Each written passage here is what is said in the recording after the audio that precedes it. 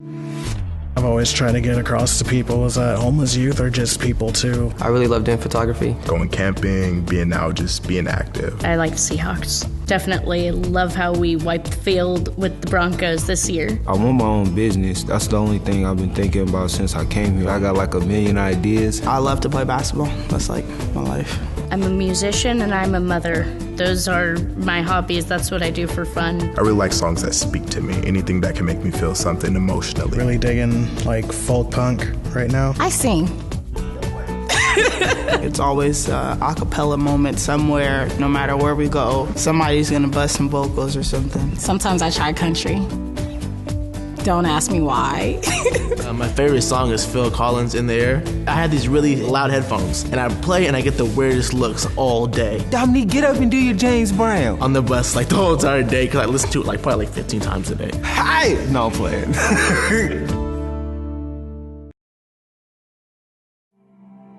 I start to realize nobody has perfect experiences. School is just not that simple. Money is a huge issue, but it's not just that. It's currently not exactly having a stable place, you know, for when you do schooling, they always ask for like some type of address. You're reminded every day you're homeless. Students see me and they think I'm living a great life, you know, because I'm acting like everything's normal. But when I leave, I'm going right back to try to hope I get into a shelter.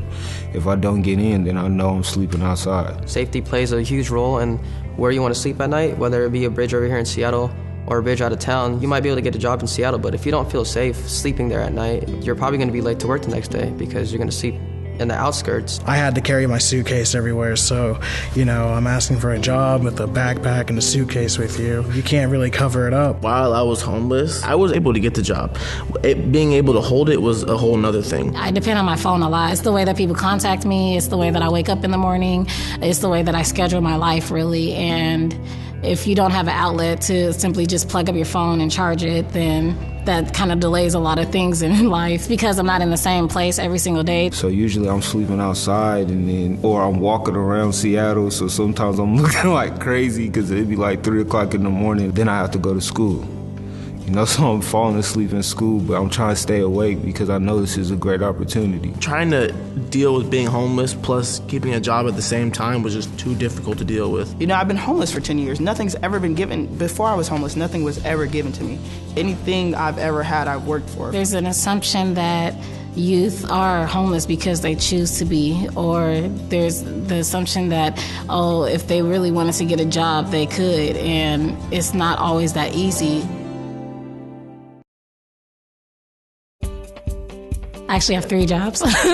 I'm hoping to make enough money so that I don't have to work as much, use the time that I could use to be working to actually go to school. I asked them, can I fill out an application? Because they got this thing, say they want rock stars. And I'm like, yeah, I'm about to rock out then. I wanted to just be able to support myself, if nobody else. And to have that, I just needed a degree. Right now, I'm more focused on working and, you know, trying to stay above the water, pay my rent and everything. Now that I have a stable place to be, I can actually focus on working and being a mother and work on making time for school. School is that big window of opportunity that's going to make me just accomplish a lot of my dreams. I really want to go back to school and get started. It's always been a big ambition of mine. I got help to get my GED, and Seattle Central's been working with me ever since. In 5 to 10 years, hopefully I'll have my BA and I'll have some sort of foundation to go on to get like my master's. I want to start my own nonprofit. I want to own my own restaurant. I look at it now like, okay, yeah, I'm making a little bit over minimum wage, but it's not enough to live. But with education, like education can take you so much farther. Well, I want to be a software engineer. I kind of want to work on operating systems, and you know, I really need a college degree for that, so I plan on at least getting my bachelor's. I used to think I was a dummy. I recommend that for everybody who doesn't believe that they're smart or believes that,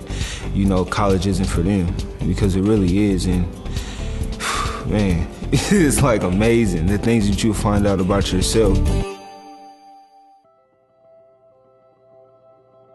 I'm homeless, so I got the homeless face on me, and I don't mean to have it, but I just want to get out of my predicament. Just the way people look at you, you know? I really remember being like 11 and walking down the street and nobody even stopping or slowing down or batting an eye at me. I've always been like a sensitive, loving, big-hearted person, and I never understood like how people could walk past me and not notice that something was going on, or how you could walk past me and I'm only 14 years old. Homelessness today is just such an invisible issue, especially in King County. When you walk down the street, when you see one of the homeless youth, don't assume that they're just drug addicted or don't want to deal with their parents' rules.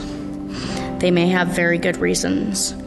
Their parents may have kicked them out for something as stupid as their sexual orientation. Homeless youth provide to our culture, they provide to everything else, and getting them back up would make everything better to me. We are not invisible people. There have been some really bad things that have happened to me in my life. I don't want to dwell on them. That's not going to get me anywhere. We're not all bums. We don't all smell. We do care about society. It's not that we don't. It's just nobody shows interest. There's a lot of kids that people pass by in downtown and they see that they need help, but a lot of people don't even want to look at them in the eyes. They kind of just pass them by like they don't exist. But those are kids, just to think about your kids and what if they're in that situation. There's not a specific thing you can do, but you can just care.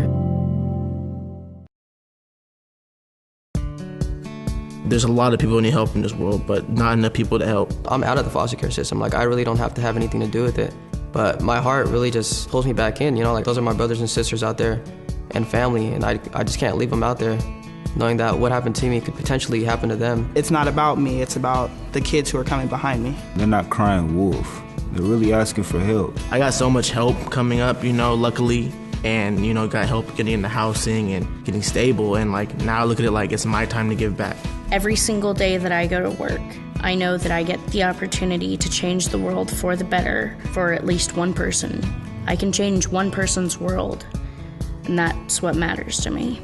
And I know I can make a difference, and I actually got this opportunity to be the person I am and help make a difference, so that's what I'm gonna do. People don't understand that helping doesn't mean you have to do so many things to help somebody. Just the simplest things can help someone's future. Acknowledging them as a human being, I believe giving them that support and making them feel human and not homeless, not a homeless person, but a person, that's gonna be one of the greatest things that people out in the community could do. One physical thing that I honestly feel could help would be the volunteer. If it's time to make a difference, then it's really time to start getting involved. If you're really going to try to be there, then really be there and try to be there a long time, because there's so many people that want to say they're trying to help, and then once they get their paycheck, they're out the door. Donate. Do whatever you feel is helping, but be sincere with it. Speak to them, ask them about their life, Give them advice, tell them what you did right to be in that successful position that you're in, and try to help them get to that spot, no matter how they can do it.